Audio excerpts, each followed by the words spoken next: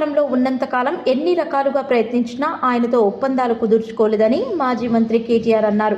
తెలంగాణ భవన్లో వారు మాట్లాడుతూ కాంగ్రెస్ అధికారంలోకి రాగానే బడాభాయ్ ఆదేశిస్తే చోటాభాయ్ అమలు చేసినట్లు ఉన్నారన్నట్లు చెప్పారు. అదానీతో 12,400 కోట్ల ఒప్పందాలు కుదిరాయని చెప్పి ఘనంగా కాంగ్రెస్ ప్రభుత్వం ప్రకటనలు గుప్పించిందన్నారు.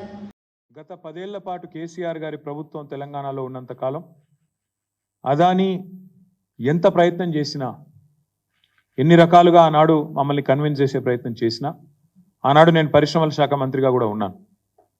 ఏనాడు కూడా మేము ఈరోజు అక్కడ కేంద్రంలో బీజేపీ, ఇక్కడ రాష్ట్రంలో రేవంత్ రెడ్డి గారు ఎర్రతివాచి పరిచే ఏదైతే స్వాగతం పలికారో మేము మాత్రం ఆ పని చేయలేదు. ఎన్నడూ ఆయన నిబంధనలకు మేము ఒప్పుకోలేదు. ఒకటి వాస్తవం, రేవంత్ రెడ్డి ప్రభుత్వం రాగానే మరి బడాబాయ్ ఆదేశం ఇచ్చినట్టున్నారు, చోటాబాయ్ అమలు చేసినట్టున్నారు. వెంటనే 12,400 కోట్ల ఒప్పందాలు కుదిరినాయని చెప్పి చాలా ఘనంగా తెలంగాణ ప్రభుత్వం, కాంగ్రెస్ ప్రభుత్వం జనవరి నెలలో ఈ సంవత్సరంలోనే ప్రకటనలు గుప్పించింది.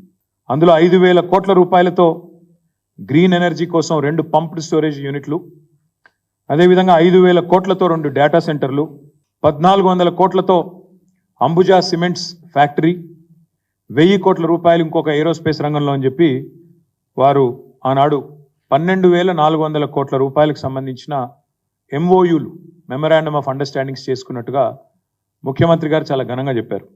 తదనంతరం చూస్తే మీరు ఏం జరిగింది అని చూస్తే జనవరి మాసం తర్వాత ఈ సంవత్సరంలో తెలంగాణ విద్యుత్ సంస్థలను అదానీ గారికి అప్పజెప్పే ప్రయత్నం కూడా ముఖ్యమంత్రి గారు చేశారు.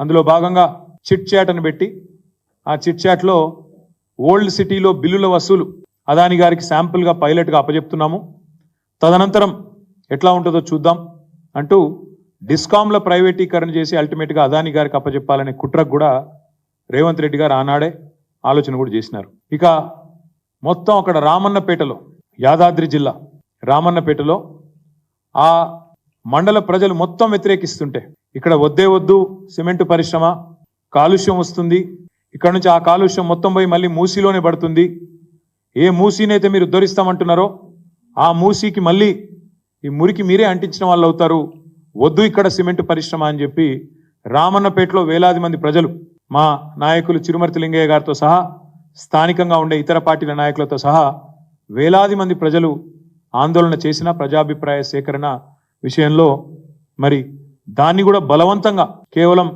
బడాబాయ్ ఆదేశం, చోటాబాయ్ అనుసరించి దాన్ని కూడా అప్పచెప్పే ప్రయత్నం, అక్కడ ప్రజాభిప్రాయ సేకరణ కూడా ఒక ప్రహసనంగా, ఒక తంతుగా ముగించే ప్రయత్నం చేసినారు. స్కిల్ యూనివర్సిటీ, దానికి సడన్గా అదానీ గారి మనసు విశాలమయ్యి హృదయం వైశాల్యం పెరిగి 100 కోట్ల రూపాయలు స్కిల్ యూనివర్సిటీకి భారీ విరాళం వారు అందజేసినారు.